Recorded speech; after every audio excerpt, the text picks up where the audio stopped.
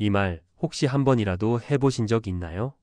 은퇴를 준비하거나 이미 은퇴하신 분들 가운데 매달 200만 원의 연금을 받고도 매번 통장 잔고가 바닥나서 고민하는 분들이 의외로 많습니다.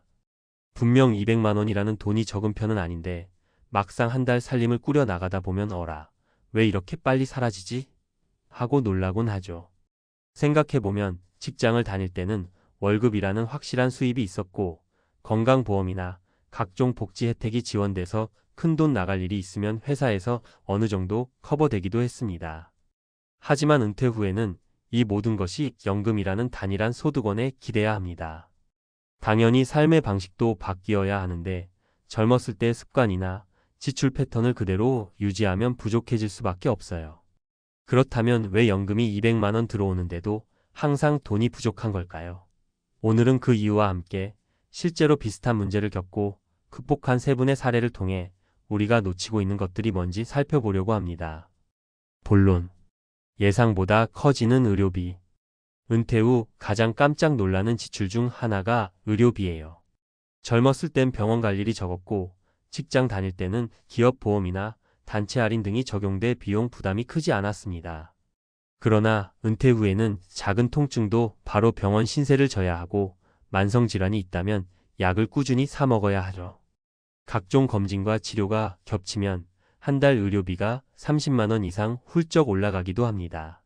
문제는 많은 분들이 이 의료비가 얼마나 크게 지출되고 있는지 미처 깨닫지 못한다는 거예요. 직장 생활 중에는 월급에서 일정 부분이 자동으로 나가니까 체감이 덜했을 수 있지만 이제는 그 모든 금액이 내 연금에서 빠져나가니 정말 실질적인 타격이 됩니다. 김씨 사례에서 보듯 병원비 영수증을 모아보기만 해도 자신의 실제 의료비가 얼마나 되는지 확인할 수 있으니 꼭 한번 점검해 보세요. 작다고 무시했던 잔돈 씀씀이 나는 큰돈 쓰지 않는데 대체 뭐가 문제야? 라고 하시는 분들은 잔돈 지출을 의심해 볼 필요가 있습니다. 매일 사먹는 커피, 동네 마트에서 습관적으로 담는 간식, 손주들 오면 사주는 작은 장난감 같은 건 한 번에 큰 부담은 아니지만 모이다 보면 월 10만 원을 훌쩍 넘길 수 있어요.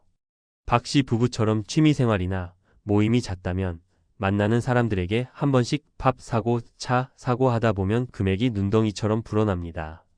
처음엔 이 정도는 괜찮지 싶다가도 한 달 후 결산해보면 예산을 크게 넘겨버린 거죠. 이런 소소한 소비 패턴을 파악하려면 최소 한 달은 가계부를 쓰면서 내역을 꼼꼼히 기록해야 합니다. 자동이체로 빠져나가는 고정지출. 우리가 자주 놓치는 또 다른 함정은 자동이체로 알아서 나가는 고정지출입니다. 통신비, 인터넷, 케이블 TV, OTT의 넷플릭스, 디즈니 등 각종 보험료, 심지어 댁에 설치해둔 보안 서비스 비용까지 빠져나가는 경우도 있어요. 직장 생활 땐 월급에서 차감되니 체감이 덜했는데 지금은 연금 200만 원 중 일부가 그대로 고정지출로 사라지니 실제로 쓸 수 있는 돈은 15만 160만 원 정도밖에 안 될 수도 있습니다.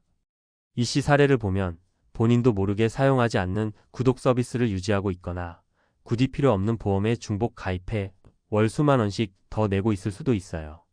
연금 200만 원을 전부 내가 쓸 수 있다고 착각하다 보면 당연히 월말에는 어라, 왜 이렇게 없지? 하고 당황하게 됩니다. 사례 1 김씨 65세. 국민연금 200만 원으로 노후가 그럭저럭 괜찮을 줄 알았던 김씨는 건강검진에서 여러 잔병 치레가 발견되면서 병원비가 크게 늘었습니다. 예전엔 회사가 단체 보험에 가입해줘서 부담을 못 느꼈는데 이제는 모든 비용을 본인이 내야 하죠. 약값, 검진비, 물리치료비 등을 정리해보니 매달 30만 원 가까이 지출되고 있었고 그 사실을 알고 나니 내가 실제로 쓸 수 있는 돈은 170만 원이었구나 를 깨달았다고 합니다. 그 뒤로는 의료비를 먼저 떼어두는 방식으로 바꿨고 적자 스트레스가 많이 줄었다고 해요. 사례 이 박씨 부부 70대. 매달 국민연금 합쳐 200만 원 초반대를 받는 박씨 부부는 경로당에서 친구들과 차 마시고 식사하는 걸 낙으로 삼고 살았습니다. 손주들이 놀러오면 작은 선물이나 용돈도 척척 내주다 보니 한 달에 50만 원 이상이 이렇게 소진되고 있었어요. 정작 본인들은 크게 실감 못하고 있다가 아들 권유로 한 달간 가계부를 쓰고 충격을 받았습니다. 지금은 모임은 주 2회까지만, 간식비는 월 10만 원 한도 등 소소한 규칙을 정해두었더니 스트레스 없이 지출을 통제할 수 있게 됐다고 합니다. 전에는 월말만 되면 왜 이렇게 돈이 없지? 하고 답답했는데 이제는 다음 달 계획까지 세울 수 있어 마음이 편하다는 게 박 씨의 소감이죠. 사례 3이 씨 68세. 이 씨는 연금 200만 원이라고 생각했지만 실제로는 자동차 보험, 집 보험, OTT, 휴대폰 요금 등으로 월 4,050만 원이 나가고 있어 정작 생활비로 쓸 수 있는 건 150만 원도 안 됐습니다. 쓰는 것보다 자동이체로 새어나가는 돈이 더 많다 보니 매달 적자를 면하기 어려웠던 거예요. 이후에 고정 지출 항목을 전부 정리해보니 필요 없는 구독 서비스부터 보장이 중복되는 보험이 꽤 많았습니다.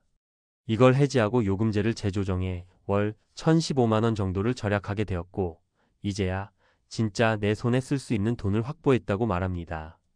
왜 놓치게 될까? 우리가 이런 문제를 놓치는 이유는 크게 세 가지 정도로 볼 수 있습니다. 한정된 소득 구조에 대한 인식 부족. 은퇴 후에는 예전처럼 돈이 모자랄 때마다 일을 더해서 수입을 늘릴 수 있는 환경이 아닙니다. 그러나 월 200만 원이라는 숫자만 보고 막연히 충분하다고 믿는다면 지출이 무계획적으로 커질 수밖에 없어요. 직장 다닐 때와 똑같은 소비 습관. 복지 혜택이나 회사 지원이 빠진 상황에서도 예전 스타일로 계속 소비한다면 지출 부담이 확 커집니다. 소소한 지출과 고정 지출을 과소평가.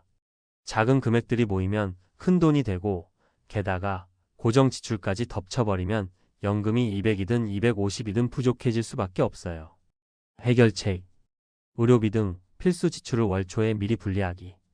의료비나 보험료, 세금 등은 매달 꼭 빠져나가는 돈이니 월 초에 이 금액만큼 통장에서 먼저 빼놓으면 내가 실제로 쓸 수 있는 돈이 얼마인지 정확히 알 수 있습니다.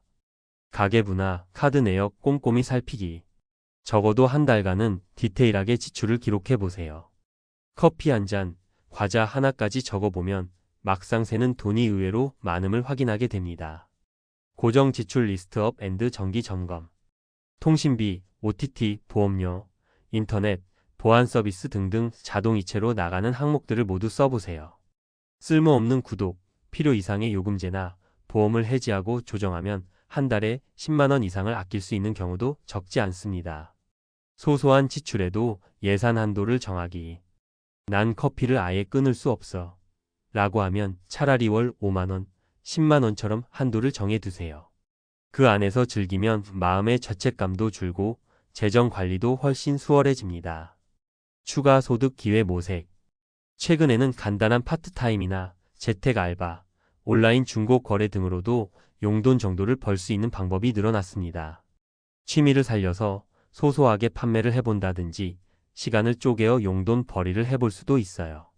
매달 2,030만 원만 플러스 되어도 연금만으로 생활할 때의 답답함이 훨씬 완화됩니다.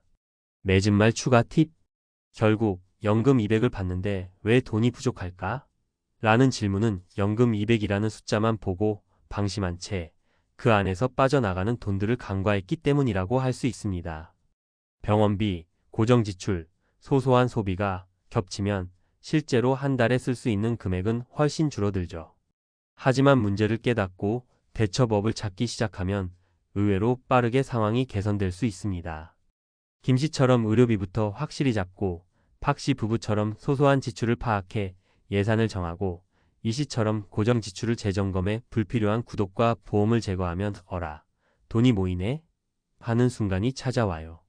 추가로 저축이나 투자에 대해서도 소액이라도 매달 일정 금액을 자동이체로 해둔다면 중장기적으로 더 안정적인 노후를 준비할 수 있습니다. 은퇴했다고 해서 완전히 손 놓기보다는 지금부터 작은 변화라도 실천한다면 충분히 든든한 노후 생활을 꿈꿀 수 있어요. 혹시 지금 이 글을 읽고 나는 200만 원 중 어느 정도가 실제로 내게 남는 돈인지 잘 모르겠는데? 하고 느끼신다면 바로 카드 명세서와 통장 내역을 확인해 보세요. 그렇게 구체적인 숫자를 마주하는 순간 진짜 범인이 누구인지 선명하게 보이기 시작할 겁니다. 그때부터는 지출을 재구성하고 필요에 따라 소득원을 마련하거나 취미를 살리면서 새로운 노후 설계를 해보는 거예요.